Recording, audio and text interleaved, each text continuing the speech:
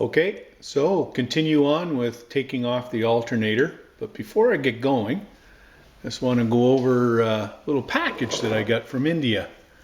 So ordered up a set of seals to replace a couple of the seals when I take apart the left-hand side there, when I take off the primary chain and when I take out the main shaft. So this is the seal for the main shaft where it goes through the primary case. Now I'm going to try to take it easy with the one that I take off, and I'm going to cover it up and cover up the threads when I do take it off. But just in case, anyway, I got one here, and then I also have one for the main shaft. It's the outer seal, which really doesn't work because you still get leakage past there, which is why I'm going through the seal bearing in the first place. But nonetheless, I thought what I'll do is I'll change it out anyway, and I'll just keep the other one for a poor spare. I think the other one is for the other large one is for the engine. I think it's for the crank. And I'll have a look when I take off the primary case and see if that matches up to the size of the one with the crank. And then the two smaller ones, I'm not actually sure what those ones are for. This whole set of 5 seals came as a set, and it was what was it? It was $11.58 shipped from India, like free shipping, $11.58 Canadian. So it's a heck of a deal. So you know, yeah, I went for that. So let's see how it goes. I'll be very careful with the other seals when I take them apart, just in case these don't fit. But they look right. They look like they're going to fit. So we're going to go ahead with those guys. But anyway, I thought I'd just kind of talk about those. You can still get quite a few parts for the older Enfield Bullets online from sellers in India, but they're starting to get rarer and rarer now. The ones from the 90s, I think up to around 2002, when they switched over the type of engine, you're not able to get these as readily as you used to be able to, I've noticed. So it's a good idea to stock up on some spares. I'm going to go back in and make sure that I get a couple more oil filters. I've got a few left. I think I'm down to 2. But they're relatively cheap as well, and I'll pick up a half a dozen or maybe even a dozen of those and keep those on stock. But anyway, so let's go back over to the bike and get back to work on the, there we go, on the alternator removal. I'll move you a little bit closer. So what I got here is an 11mm socket for the nuts that hold the stator on for the bike, and I'm just going to pop those guys off. I'll just need to get a little container here that I'm going to put the parts in. There we go. I always keep some of these little plastic things. This one's from a rotisserie chicken.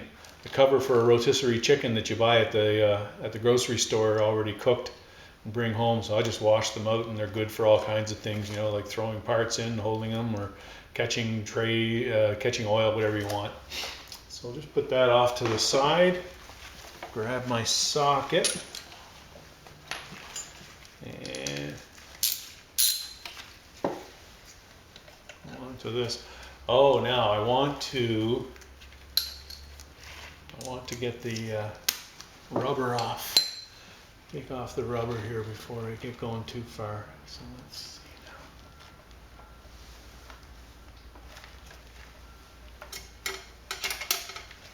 now. How can I get that out of there?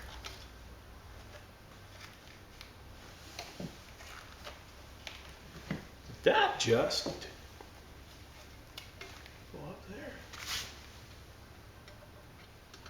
I'm not sure if that's part of the rubber or not. I think what I'll do is I'll pull that through when I get it off. It should, yeah, that'll come through. I'll take it through when I get it, when I get all the nuts off. So this one here, these 3 nuts, I've got an 11 millimeter combination wrench, and the box end, it's kind of thick because you got these pieces of plastic that the copper is wound around, and they kind of get in the way, and it's a little bit thick to get in there, but a socket fits in there just fine. So it's not on super tight. Come on now. There we go. Yeah, that's just like there's almost no torque on that. At least, yeah, there's nothing there. I almost could have. I'm thinking I could have just about taken those off with my bare hands without a ratchet. But anyway. Okay.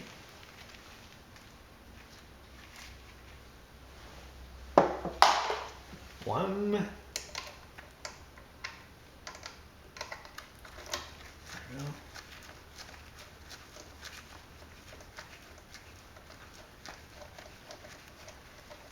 Two. And it looks like we'll see when we. Hold on a second. Phone call. Hello. Yes, please.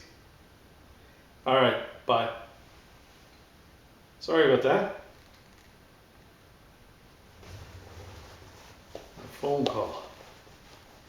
All right. So, as I was starting to say, it looks like there's spacers behind here, and I think there is. When I looked at the parts diagram, I'm pretty sure I remember seeing spacers. So.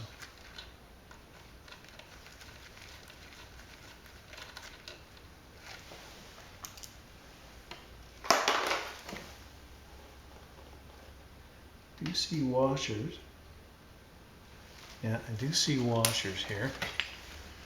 Look like those little washers. Yeah, there we go. So.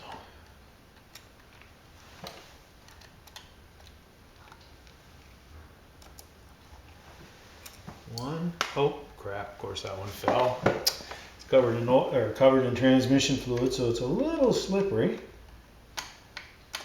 I'm not gonna worry too much about it. This one doesn't go off. It'll come out. Likewise with that one. I know they're there, so I'll go look for them. Okay, so.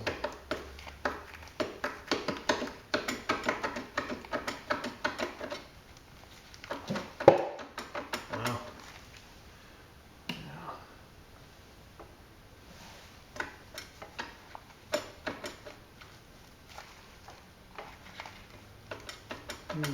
Interesting.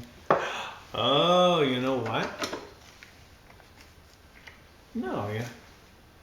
That shouldn't be held in there by anything other than those 3 nuts, I thought. Seems like it doesn't want to come out. What am I missing here? Let's try this again. I don't want to force it.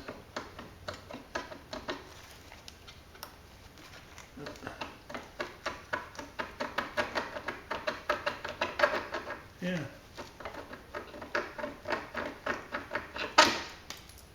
Alright. There we go. I think what it was just the magnet was holding on. There we go. So I don't want to pull it here, I want to pull up here, so.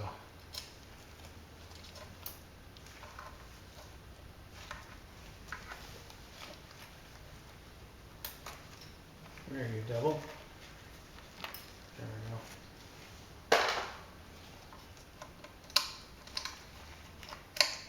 There we go.